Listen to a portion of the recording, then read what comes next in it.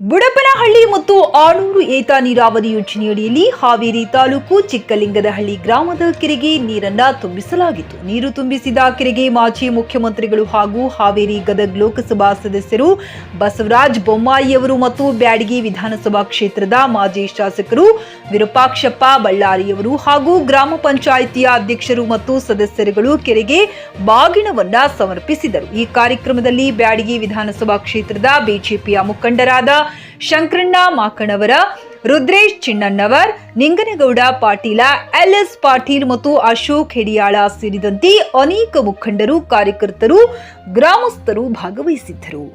Shivappa Malagi, tricky news Kannada, Haveri.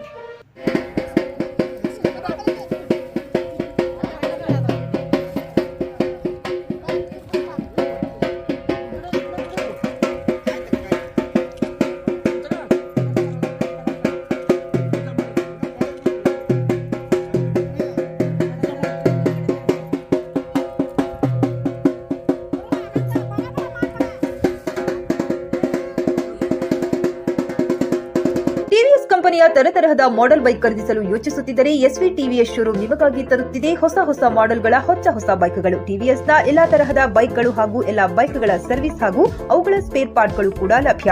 ಹಾಗಿದ್ರೆ ಹಿಂದೆ ಭೇಟಿ ನೀಡಿ. ಎಸ್ವಿ ಟಿವಿಎಸ್ ಶೋರೂಮ್ ಮಾಲೀಕರು Lokesh RJ, Bharat petrol bunk ಎದುರುಗಡೆ, ನಾಗಲಕ್ಷ್ಮಿ ದಾಬಾ ಹತ್ತಿರ, ಗುಲ್ಬರ್ಗಾ ರೋಡ್, ಹುಮ್ನಾಬಾದ್. ನಿಮ್ಮ ಬೈಕ್ ಅನ್ನು ಕಾಯ್ದಿರಿಸಿಕೊಳ್ಳಲು ಹಿಂದೆ ಸಂಪರ್ಕಿಸಿ 8494951009 ಅಥವಾ 08483